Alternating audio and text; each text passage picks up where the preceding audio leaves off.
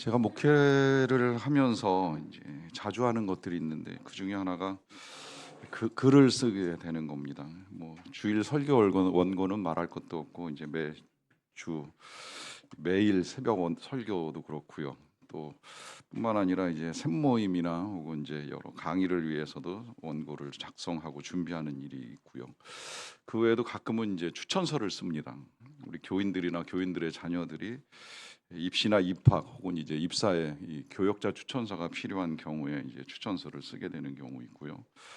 또 우리 교역자들이 목사고시 보게 되면 이제 매번 그 추천서를 써줘야 돼요. 한 번에 끝나지 않는 교역자는 뭐 두 번, 세 번 써주기도 하고, 그래서 다 안수 받아가지고 이제 끝날 줄 알았는데 또 우리 김 전도사님 오셔서 이제 올해도 또 이제 추천서를 써야 돼요. 근데 추천서 쓰는 거는 뭐 그래도 이제 이 피추천인의 장점만 찾아가지고 잘 써주면 되는 거니까 이제 크게 어려움이 없는데, 아주 드물게 쓰는 것 중에 하나가 이 탄원서라고 하는 것이 있습니다. 이제 교인들이나 교인들의 가족 중에 어려움을 겪는 사람이나 재판을 받는 일에 처하게 되었을 때에 누군가의 선처를 구하여야 하는 일이 있잖아요. 그러면 이제 그를 위해서 이제 탄원서 부탁을 받고 써주게 되는데, 이런 경우에 이제 교인 같으면 그분이 이제 우리 교회 안에서 어떻게 신앙생활 하시고 섬겼는지를 바탕으로 해서 이제 글을 써서 이제 이 용서와 자비를 구하는 일을 하게 될 때도 있고요. 교인 가족의 추천을 받아 이제 탄원도 이제 부탁을 받아본 적이 있는데 조금 힘들기는 하더라고요. 누군지 잘 알지 못하다 보니까 이제 어떻게 탄원을 해야 되는가 참 이제 고민을 했던 기억도 가지고 있는데, 어찌 되었건 이제 제가 알든 모르든 이 탄원서의 핵심은 누군가로부터 이제 큰 이제 긍휼과 자비를 이제 구하여야 되는 이제 상황을 글로 이제 전하는 내용이라고 할 수가 있습니다. 어찌되었건 우리는 살면서 이제 뭔가 어려운 일을 겪게 되면 그 어려운 일이 죄악으로 인할 수도 있고요, 실수로 야기될 수도 있고, 아니면 뭐 뜻하지 아니한 이제 이 가난이나 뭐 여러 가지 등등의 이제 어려움을 겪을 때가 있는데, 이때 이제 우리가 가지는 이제 공통적인 생각은 한 번만 좀 봐줬으면, 내지는 한 번만 좀 도와줬으면 하는 이제 생각일 것이라고 여겨집니다. 누구나 이제 잘못을 하면 용서받기를 원하고요, 어려움에 빠지면 도움받기를 원합니다. 정말 힘든 건 그러할 때 도움의 손길이 미치지 않는 것이지요. 난 정말 절박한데 도움이 필요하고 용서가 필요하고 누군가 나를 좀 긍휼히 여겨줘야 될 터인데 아무도 그럴 만한 사람이 없다라고 생각이 되면 굉장히 이제 힘이 듭니다. 근데 입장이 바뀌면 또 얘기가 달라져요. 내가 누군가를 도와줘야 될 상황이 되면 좀 얘기가 달라질 수 있다고 생각이 되는데, 남이 잘못한 거 이것도 이제 관계에 따라서 조금 달라지더라고요.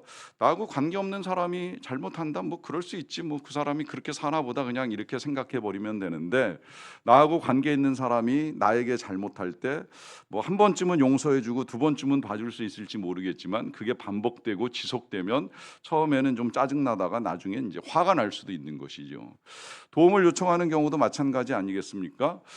나하고 관계 없는 사람이 도움을 요청하면 어떤 경우에는 뭐 모른 척하고 외면할 수도 있을지 모르겠지만, 정 그럴 수 없는 사람 같으면 한 번 도와주죠. 그런데 계속 요청하는 거예요. 그러면 두 번, 세 번 도와주는데 뭔가 도와주면서 불편한 마음이 형성될 수 있는 것이 우리의 생각이라고 하는 것입니다. 그러한 이제 우리의 마음을 아시는 주님께서 오늘 다섯 번째로 말씀하시는 복의 내용이 바로 이 7절 말씀인데요. 이렇게 말씀하시지요. 긍휼히 여기는 자는 복이 있나니 그들이 긍휼히 여김을 받을 것임이요라고 합니다. 자, 우리는 이제 팔복 중에서 네 개의 복을 받고 오늘 이제 다섯 번째 복에 관한 내용을 보는데, 여러분 지금까지 보신 이 복의 내용들 보시면 이제 어떤 자가 복이 있느냐라고 말씀하시는 것과 그가 얻게 되는 이제 복이 일치되는 게 하나도 없어요. 예를 들어 가난하면 하나님의 나라, 뭐 온유하면 땅, 애통하면 위로, 뭐 줄이고 목마르면 배부름, 뭐 이후에도 역시 마찬가지예요. 뭐 예를 들어서 화평하게 하는 자 같으면 이제 하나님의 아들이라 일컬음 받는다, 마음이 청결하면 뭐 하나님을 본다 하면서 일치가 안 되는데, 유독 오늘 우리가 보는 이 구절은 앞에 이제 요구하는 조건과 뒤에 허락하시는 이 복의 내용이 동일합니다. 긍휼히 여기면 긍휼히 여김을 받는다는 거예요. 무슨 의미겠어요? 우리는 누군가를 긍휼히 여겨야 할 때도 있지만 누군가로부터 긍휼히 여김을 받을 필요도 있다는 거예요. 그리고 역으로 우리가 누군가를 긍휼히 여기지 아니하면 하나님은 우리를 긍휼히 여기지 아니하시겠다고까지 말씀을 하시면서 이 긍휼의 문제가 우리의 삶과 직결된 문제라는 것을 아주 중요하게 이제 말씀을 하십니다. 그럴 수밖에 없는 것이 이제 우리가 앞서도 이 온유함에 대한 문제를 다룰 때에 확인을 했잖아요. 우리는 우리 성격이 뭐 차갑든지 거칠든지 뭐 까칠하든지 어떤 성격을 가지고 있든지 누구라도 다 나를 따뜻하게 대해주기를 원한다는 말씀을 드렸어요. 나를 함부로 대해도 된다고 생각하는 사람은 아무도 없어요. 나는 좀 남들을 차갑게도 여기고 뭐 호의적이지 않게 대할 수 있을지는 모르겠지만 우리는 환대받기를 원하고 또 환대를 받으면 세상이 살만하다고까지 생각을 하면서 기뻐하는 것이 본능입니다. 그래서 이제 오늘 주님이 우리에게 말씀하시기를 긍휼히 여김을 받기를 원하는가? 그러면 긍휼히 여기라는 거예요. 너희가 정말 용납되고 받아들이기를 원한다라고 한다면 누군가를 용납할 수 있어야 한다라고 하는 것이죠. 나는 못하는데 남이 나에게 그렇게 해주기를 원한다라고 한다면 그건 지극히 이기적일 수 있다는 건 너무나 당연한 것입니다. 그런데 이제 이런 말씀을 우리가 듣는다고 할지라도 쉽지 않아요. 정말 긍휼히 여긴다. 이거 말씀을 준비하면서 생각을 해보니까 과연 쉬울까 하는 이제 의문이 들어요. 제가 마지막까지 오늘도 이제 이 예배를 준비하면서도 우리 부목사님하고 이제 몇 가지 이제 의논할 일들이 생겨가지고 의논하는 중에도 오늘 주제가 이 긍휼이라고 하는 것인데 정말 긍휼이 쉽지 않구나 하는 생각을 다시 한번 할 정도로 긍휼히 여기기가 쉽지 않은 상황들에 맞닥뜨릴 때가 있습니다. 왜 그럴까요? 그런 사람을 만나잖아요. 여러분 살다 보면 도저히 그 인간은 진짜 용서하고 싶어도 용서가 안 된다. 차라리 구약의 말씀처럼 눈에는 눈, 이에는 이 하시는 것처럼 그가 행한 대로 갚아주고 싶다. 이유가 있죠. 그가 행한 악이 너무나 큰 거예요. 근데 그 큰 악으로 말미암아 내가 당한 고통과 상처 이루 말할 수가 없는 거예요. 근데 이 사실을 그가 깨닫지도 않고요. 또 깨달아도 뭐 용서를 구하지도 않고 미안하단 말 한 번 하지 않는 그 사람에게는 오히려 긍휼보다는 그 악함에 상응하는 처벌이나 징계가 있어야 하지 않을까 하는 생각을 합니다. 그러니까 이제 긍휼히 여긴다는 거 어렵죠. 왜 그럴까요? 여러분 우리에게는 하나님의 성품을 닮아서 누군가를 사랑할 수 있는 마음도 하나님이 우리에게 주시기는 하셨는데 또 한편 하나님을 닮아서 우리가 하나님처럼 의롭게 생각하는 마음을 가지고 있거든요. 그 의롭게 생각하는 마음 때문에 잘못된 세상이나 불의한 사람을 보면 짜증이 나거나 화가 나는 건 사실 잘못된 건 아니에요. 그게 정상인 거예요.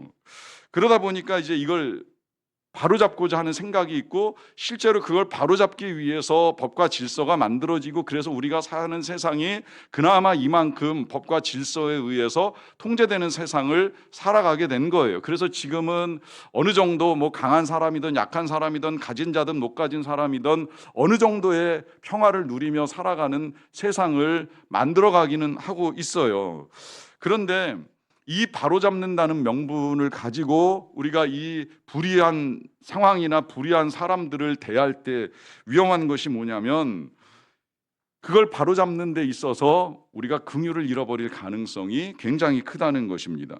정의를 실현하는 데 있어서 가장 위험한 건 긍휼을 잃게 된다라고 하는 것이죠. 그래서 이 역사를 보다 보면 이제 그런 경우 많이 봐요. 전쟁이 끝나고 나면 적의 편에 가담했던 사람이냐 아니냐 이제 이런 사람들 왜 찾아내 가지고서 다시 재판할 때 보면 전쟁보다 더 처목하게 처벌을 내리는 경우들을 보게 되잖아요. 이게 정의의 이름으로 불의를 바로잡는 데 있어서 나타나는 인간의 무자비함이라고 하는 것입니다. 결국 이 의를 행함에 있어서 우리는 자비를 잃고 악을 허용할 가능성이 생각보다 크다는 거예요. 그리고 이제 또 하나의 어려움 중에 하나 이렇게 생각을 합니다. 과연 내가 남들에게 긍휼히 여김을 받을 가능성이 있나 하는 생각을 하는 것이지요. 대개 이제 남에게 폐를 안 끼치고 스스로 법과 질서를 잘 지키면서 도덕과 윤리적으로 늘 성실하고 부지런하게 살아온 사람이라고 할 수 있는데요. 누가 나를 긍휼히 여길 필요가 있겠는가 생각하는 거예요. 난 남에게 아쉬운 소리 할 생각도 없고 남에게 손 내밀 일이 없다고 생각을 하는 것이죠. 그러다 보니까 이제 그러한 자신을 바라보는 기준으로 남들을 보게 되면 긍휼히 여기기가 쉽지 아니하고 자기 자신은 긍휼히 여김을 받을 일이 없다고 생각을 합니다. 여러분, 이 생각을 잘 하셔야 되는 것이 뭐냐면, 요즘 우리 유행하는 말 중에 그런 말이 있어요. 그때는 맞고 지금은 틀리다. 뭐 개인의 생각이나 뭐 국가의 정책도 그렇잖아요. 과거에는 그게 맞다고 생각했는데 시간이 지나면서 보니까 그게 틀렸구나 해가지고 나라의 정책이 바뀌는 경우도 있고 사람의 생각도 그렇게 바뀌는 경우들이 얼마든지 있을 수 있다라고 하는 것이죠. 그러니까 지금 당장 내가 옳다고 여기는 그것이 과연 옳은 것이냐라고 하는 질문을 다시 해볼 필요가 있어요. 특히 이 옳음을 결정하는 데 있어서 다수의 생각을 가지고 결정하는 일은 더더욱 위험할 수 있다라고 하는 것입니다. 여러분, 이 민주주의가 정말 인간이 만들어 놓은 좋은 정책 중에 하나이고 해석에 따라서는 하나님이 이 제도를 통하여서 인간이 살아갈 수 있는 것을 이제 열어주셨다라고까지 해석을 하는데, 그러나 잊지 말아야 될 것, 우리 그리스도인들이 잊지 말아야 될 건 이 민주주의도 신주주의의 바탕 하에 세워지지 아니하면 굉장히 위험합니다. 하나님의 뜻을 거스르는 다수는 절대 오를 수가 없다라고 하는 거예요. 그 가장 대표적인 사건이 우리 예수 그리스도께서 십자가에 처형되는 사건이 아니겠습니까? 다수가 예수님은 죄인이라고 십자가에 못 박으라고, 바라바는 놔주고 예수를 못 박으라고 한 그 다수의 판단과 결정이 얼마나 악한 거였어요. 여러분, 다수는 의가 아닙니다. 하나님의 뜻이 의입니다. 하나님의 뜻만이 옳은 것입니다. 그래서 예수님이 십자가에 달려 돌아가실 때까지만 해도 그게 맞다고 생각했던 사람들이 많았어요. 그런데 나중에 그게 얼마나 틀린 생각인 거예요. 감히 하나님의 아들을 십자가에 못 박는 이 죄를 저지른 인간의 생각이 틀렸다는 게 뒤늦게 드러나는 것이죠. 그러니 우리의 생각을 가지고 옳다 그르다를 판단하는 이 일이 얼마나 위험한가라고 하는 사실을 확인할 수밖에 없는 것입니다. 여기서 이 판단의 모든 기준, 늘 말씀드리지만 오직 하나님의 생각, 하나님의 뜻, 하나님의 말씀이 아니면 우리가 판단하는 일은 언제든 틀릴 수 있다라고 하는 생각을 버려서는 아니 된다라고 하는 것이죠. 그러하기 때문에 이제 주님이 우리에게 당부를 하시는 거예요. 너희도 긍휼히 여김을 받아야 할 때가 올 것이다. 그것이 지금일 수도 있고 나중일 수도 있다라고 하는 것입니다. 저는 과거에 이제 교회에서 처음에 이 소망교회 부임했을 때 부목사로 부서를 맡는 중에 국내 선교부를 담당하게 됐어요. 그래서 국내 선교부 사역 가운데 이제 고민하다가 제일 먼저 이제 시작한 사역이 우리나라의 이 어려운 교회들, 목사님들, 사모님들 이제 불러서 모아서 이제 이 위로하는 이제 행사를 2박 3일 동안 이제 소망 아카데미에서 진행을 했는데, 그래서 이제 소망교회가 후원하는 교회들 중에 이 어려운 교회 목회자들을 초청해서 뭐 여비 다 준비해드리고 좋은 식사에 선물까지 이제 잔뜩 준비를 해가지고 2박 3일 동안 잘 섬겨드리려고 이제 애를 썼는데, 처음에 와서 만난 이분들의 모습을 보니까 굉장히 지치고 고난 모습이시더라고요. 거기다가 이제 소망교회 부목사랍시고 그 행사를 진행하는 저를 보는 눈길이 그렇게 썩 호의적이지 않다 하는 느낌이 들었어요. 왜냐하면 어찌되었건 그들이 보실 때 저는 큰 교회, 대형 교회 부목사로 그들보다는 여러 가지 형편이 좋지 않겠는가, 이제 이런 생각을 하셨던 것 같은 이제 그런 느낌이에요. 그때 제가 그래서 그분들을 만나서 제일 먼저 그런 말씀을 드렸습니다. 여러분, 지금 어쩌면 여러분들 보실 때에 여러분들보다 제 입장이 더 좋게 보이실 수 있을지 모르겠지만 이 상황은 전 언제든 바뀔 수 있다고 생각을 합니다. 지금은 제가 소망교회 부목사로서 여러분들을 위해서 이런 행사를 준비하고 이런 섬김의 자리에 나와 있긴 하지만 언젠간 저도 여러분들처럼 똑같은 자리에서 누군가의 도움을 필요로 할 때가 있다고도 생각을 합니다. 그런 마음으로 섬겨드리겠습니다라고 하는 말씀을 드렸어요. 그러고 실제로 몇 년 안 돼서 저도 이제 똑같이 개척교회 담임 목사로 누군가의 도움을 받지 아니하면 안 되는 형편에 놓였어요. 그래서 실제로 누군가의 도움에 의해서 교회도 세우고 어려울 때 도와주는 경험을 하게 되기도 하고요. 실은 우리 교회가 지금도 건축 헌금을 보내주시는 분이 계실 정도인데 누군가의 도움을 받고 살아가는 거예요. 우리는 도와주고만 살 수 있는 인생이 절대 아니라는 것입니다. 언젠가는 누구의 도움을 받을 수도 있다는 것이죠. 여러분, 이걸 인생 가지고 생각을 해보시면 일반적으로는 보통 젊은 청년, 힘 있는 젊은이들이 연세 드신 분들을 도와드리게 되어 있잖아요. 그게 일반적인 사회 윤리고 모습 아니겠습니까? 여러분, 세월이 흐른다고 생각을 해보세요. 아무리 젊은 사람, 아무리 힘 있는 사람도 나이가 들고 늙어갈 수밖에 없고 그는 도움이 필요하지 않겠습니까? 자력으로 평생을 살 수 있다고 생각하십니까? 우리 중에 그 누구가 감히 난 누군가의 도움이 전혀 필요 없어, 평생 내 힘, 내 주먹, 내 능력으로 살 거야, 내 돈으로 살 거야 라고 말할 수 있는 사람이 어디에 있겠습니까? 우린 누군가의 긍휼과 자비가 다 필요한 사람들이라고 하는 것입니다. 무엇보다도 이 긍휼과 자비, 인간관계에서만 필요한 것이 아니라 우리가 하나님 앞에 설 때에 더더욱 필요하다는 사실을 부정할 수가 없지요. 여러분, 하나님 앞에 설 때에 감히 누가 내가 의인이라고 해서 하나님 앞에 자신 있게 나설 만한 사람이 어디에 있겠습니까? 사람마다 조금씩 차이가 있을지는 모르겠지만 결국 우리는 다 죄인이라는 사실을 이미 확인한 바에 따르면 우리 하나님 앞에서 하나님께서 손 내밀어 붙들어 주지 아니하시면 하나님 나라에 들어갈 수 있다고 자신 있게 말할 사람은 없거든요.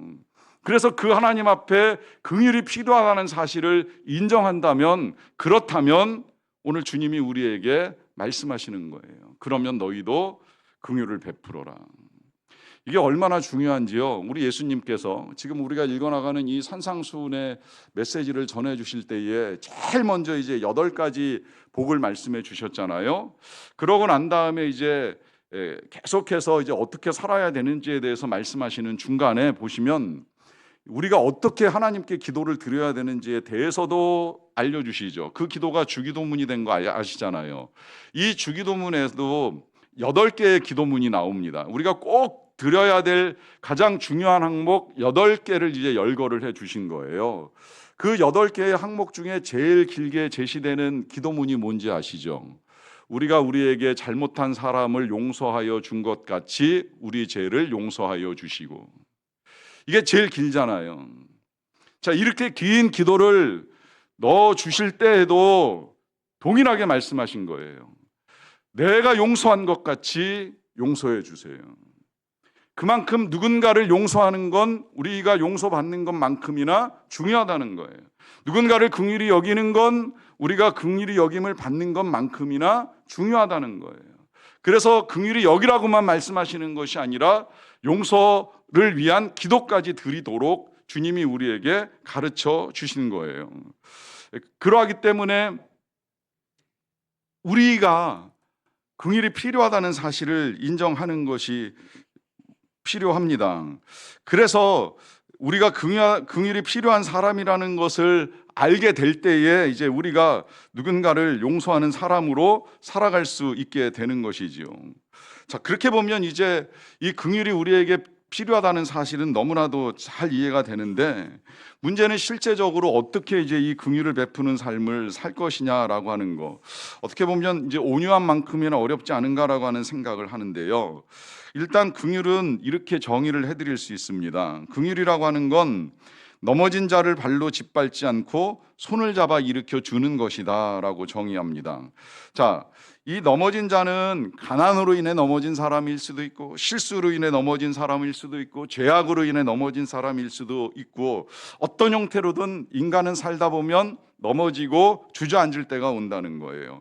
근데 그런 사람을 발로 밟지 않고 손잡아 일으켜 주는 것이 긍휼인데, 이 긍휼을 잘 보여준 사람, 삶으로 보여주면서 책을 쓰신 분이 저는 헨리 나우엔 신부님이라고 생각을 하는데, 그분이 아담이라고 하는 책에서 이렇게 말씀하시더라고요. 참 인간이 되는 길은 우리의 정신이 아니라 가슴이며, 생각할 수 있는 능력이 아니라 사랑할 수 있는 능력에 있다라고 하는 말씀을 하십니다. 그러니까 긍휼은 사랑하는 능력에서 나오는 건데, 또 더 나아가서 이 사랑하는 능력이 다시 말하면 우리가 참 인간으로 살아가는 길이라고 하는 것인데, 그러면 여러분, 이 참 인간으로 살아가는 사랑의 능력은 어디에서 나오는 것일까요? 여러분, 요 표현, 지금 참 인간은 사랑할 수 있는 능력에 있다라고 하는 요 표현 속에 이제 답이 들어 있는데, 그것은 우리가 인간이라는 사실, 나나 그가 동일한 인간이라는 사실을 인정하는 데서 시작이 됩니다. 다시 말하면 동일시 여겨야 된다는 거예요. 그 사람이나 나나, 그나 나나 다를 것이 없는 사람이라고 하는 사실을 인정하는 것이 필요합니다. 이 마음이 중요한 건, 이 마음이 예수님의 마음이었잖아요. 여러분, 예수님과 우리는 원래 절대 동일한 인간이 아니죠. 동일할 수 없지요. 어떻게 감히 하나님의 아들이신 예수님과 우리가 동일하다고 할 수가 있습니까? 그분은 천하를 심판할 수 있는 권세를 가지신 분이에요. 만민을 심판하실 수 있는 권한을 가지신 하나님의 아들이에요. 근데 그분이 우리를 긍휼히 여기셔서 제일 먼저 하신 일이 뭐예요? 우리하고 동일해지시는 거였어요. 그래서 우리와 동일하게 아주 연약한 한 아기로 이 땅에 오셨잖아요. 그것도 가장 가난한 집에 오셨어요. 이 가난함, 너무너무 가난해서 이 첫 아들 맏아들이 태어났는데, 너무 귀한 아들인데 이 아들을 위하여 양 한 마리를 잡을 수 없는 그 가난한 집에 오셨어요. 거기다가 쫓겨다니는 이주민 생활, 난민 생활 다 경험하시면서 성장하시고, 그러다가 사람들에 의해서 겪게 되는 그 비난과 고난, 억울함, 답답함 다 겪으시면서 심지어 우리와 같은 죽음까지 다 동일하게 겪으신 그 예수님의 동일시, 그게 우리가 다른 사람을 긍휼히 여길 수 있는 마음입니다. 그와 나는 다르지 않다. 여러분, 긍휼히 여김이 어려울 때에 제일 먼저 생각하셔야 될 것입니다. 그 사람이나 나나 다르지 않다. 여러분, 이 말은 그 사람하고 똑같이 악을 행하라는 게 아니잖아요. 그 사람이 악하고 나쁠지라도 그 사람의 입장에서 한번 다시 생각을 해볼 필요는 있다는 거예요. 역지사지로 왜 그랬을까 한 번쯤은 생각을 하면서 그 입장이 돼보면 어느 정도 이해가 되고 긍휼히 여길 수 있는 마음이 생긴다라고 하는 것이죠. 그와 내가 다를 것이 없다라고 하는, 거기서부터 이제 우리는 그 용서하기 힘들고 받아주기 힘든 사람을 용서하고 받아줄 수 있게 되는 것입니다. 여기서 이제 한 걸음 더 나아가서 더 긍휼히 여기고자 하는 마음이 있다면, 여기서 이제 이렇게 생각을 하셔야 돼요. 그보다 내가 더하면 더했지 덜하지 않다라고 하는 생각입니다. 여러분, 이 다르다는 생각, 언젠가도 말씀드렸지만 여러분들은 이 선하신 하나님과 악한 사탄과의 사이에서 어느 정도의 위치를 하고 있다고 생각을 합니까? 여러분, 우리가 행여라도 교회를 다니고 신앙생활을 하고 예배를 드리고 하나님을 찾고 있기 때문에 하나님과 가까이 있다고 생각을 하면 그건 그분의 생각과 믿음이라고 여겨드리겠지만 조심은 하셔야 돼요. 왜냐하면 하나님과 가까운 쪽에서 보면 뒤에 있는 많은 사람들을 긍휼히 여기기가 굉장히 어렵거든요. 그런데 그냥 사도 바울처럼 내가 죄인 중에 괴수라 사탄 가까이에 아직도 붙어 있어서, 내가 제일 끝자락, 이 100% 악한 사탄 코앞에 있어서 난 아직도 하나님께로 나아갈 길이 굉장히 멀다라고 여겨지면 긍휼히 여기지 못할 사람이 없어지는 거예요. 긍휼히 여기는 것이 어려운 건 나보다 못하다고 생각하는 사람들을 바라보고 있는 거예요. 저도 그랬었어요. 저는 목회를 하면서 긍휼히 여기기 힘든 사람 중에 특히 목회자가 많았어요. 동료 목사 중에는요, 사기를 쳐서 감옥을 간 목사가 있어요. 감옥 가기 전에 저 사람 저러다가 큰일 나겠는데라고 생각을 여러 번 했었어요. 왜냐하면 좀 독특해요. 제가 일일이 그걸 열거하려고 하면 긍휼히 여기는 마음이 자꾸 사라지니까 이 자리에서 열거를 생략하겠습니다. 신방을 가도 독특하고, 하여튼 만나서 인사를 나누는 것도 독특하고, 많은 것이 독특하더니 끝내는 사기를 쳐가지고 감옥에 가는 목사를 보면서 그럼 그렇지라고 생각을 했는데, 제가 언젠가 이 말씀을 보면서 다시 생각을 고쳐 먹었어요. 정말 다른가? 정말 그와 내가 다른 사람인가? 다른 목사인가? 아니 내가 더하면 더했지 덜할까? 하는 생각을 해보기 시작을 한 거예요. 여러분 다르지 않습니다. 더할 수 있습니다. 이렇게 말씀드릴 수 있는 이유가 또 있어요. 저는 고등학교를 다닐 때 교회에서 굉장히 존경하고 좋아하는 선생님이 계셨어요. 이 선생님이 제가 고등학교 1학년 처음에 이제 저한테 우리 친구들 몇 명 불러가지고 목요일마다 이 YM에서 나온 그때 이제 제일 처음으로 배우는 그리스도인의 풍성한 삶이라고 해서 7단계 성경 공부 교재를 가르쳐 주신 분이신데, 제가 이제 그러면서 신앙의 기초를 닦아 나가면서 이 성장을 할 수 있는 기회를 주신 선생님인데, 좋아했던 이유는 늘 보면 밝고 성령으로 충만해요. 그분 늘 이런 큰 성경책을 옆에 끼고 다니면서 이 출퇴근, 교회 간사님이시기도 하셨기 때문에, 그러니까 주중에는 교회 간사님으로 이제 일을 하시면서 주말에 고등부 교사로 이제 섬겨주시는 분이신데, 너무 배울 게 많은 거예요. 늘 밝고 웃으면서 이제 이 좋은 말씀을 많이 해주시던 분인데, 그러다 거기다가 또 감사했던 건 저희 구역장님이셨기 때문에 저희 어머니 아버지의 신앙 성장도 굉장히 많이 도와주시고 구역 예배 이제 인도해 주시면서, 그러다 보니까 제가 이제 교회를 갈 일이 있으면 다 끝나고 나서 선생님 퇴근할 때 같이 이제 집에 올 기회도 이제 여러 번 있었어요. 교회에서 집까지가 한 30분 정도 걸어야 되는 거리인데, 이 거리를 같이 걸어오면서 말씀을 듣는 것도 굉장히 좋아서 이제 배우는 시간이 되기도 했었는데, 언젠가 한 번은 그분이 저하고 같이 집으로 오는 길에 이런 말씀을 해주신 기억이 있습니다. 어느 날 기도하는 중에 하나님이 환상을 보여주셨다는 거예요. 그러면서 말씀을 해주시기를, 기도하는 자신이 이제 자신이 계단이 쫙 펼쳐져 있는 저 꼭대기에 뭔가 환한 광채와 빛이 비추는데, 그곳에서부터 내려오는 이 계단이 땅에까지 닿아 있는데 자기 자신이 첫 걸음을 뗀 걸 보여주시더라는 겁니다. 그래서 이 선생님이 이제 너무 놀랬다는 말씀을 하시는 거예요. 지금까지 그렇게 열심히 찬양하고 노래하고 가르치고 섬기고 봉사하고 하는 그 일을 그렇게 열심히 한 자기 자신이 이제 첫 걸음을 뗐구나라고 하는 이걸 이제 보여주셨다라고 하는 말씀을 하시는 거죠. 저는 이제 그때는 이렇게도 갈 길이 뭔가? 우리가 천국에 가려면 저 많은 계단을 그렇게 올라가야지 되나? 그리고 이 선생님이 이제 첫 계단을 뗐다고 한다면 우리는 아직 한 계단도 못 올라간 것 같은데 그럼 어떻게 올라가야 되지? 하는 생각을 가지고 저는 이제 이해하고 받아들였어요. 근데 여러분, 그렇게 생각하시라고 지금 말씀드리는 거 아니에요. 오해하지 마세요. 그건 다른 사람을 볼 때 우리의 시각이면 된다는 거예요. 우린 한 걸음도 안 됐다고 생각하셔도 틀리지 않아요. 아무 문제 없어요. 물론 우리가 열심히 해가지고 그 계단을 올라가서 결국에 천국에 다다르는 건 절대 아니에요. 갈 수 없어요. 그렇게 해서 가는 게 아니에요. 우린 하나님이 손 내밀어 주셔서 그 손 붙잡고 가는 거예요. 다만 그 손 붙잡고 갈 때 내가 어디 중간쯤 올라갔다, 어디쯤 올라갔다 이렇게 생각할 필요가 없어요.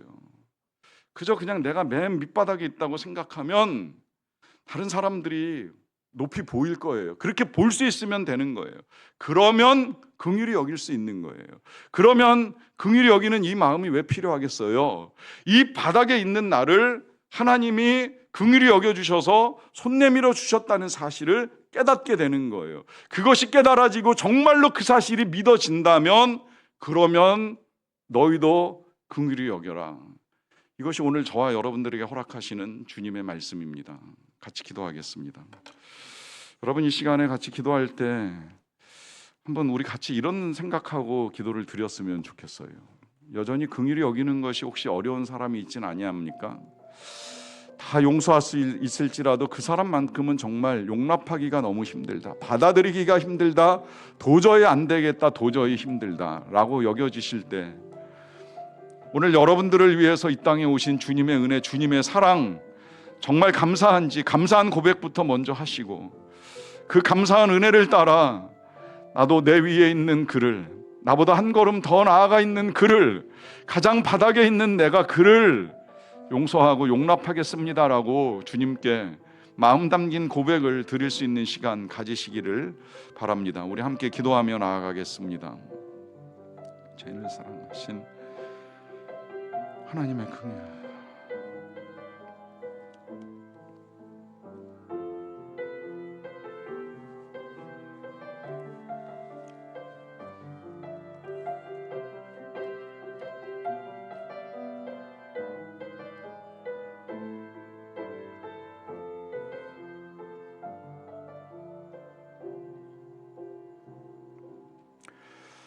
아버지 하나님의 긍휼과 자비가 얼마나 큰지요. 도저히 용납될 수 없는 우리를 먼저 용납하여 주신 그 큰 긍휼과 자비로 인하여 진심으로 감사를 드리옵나이다.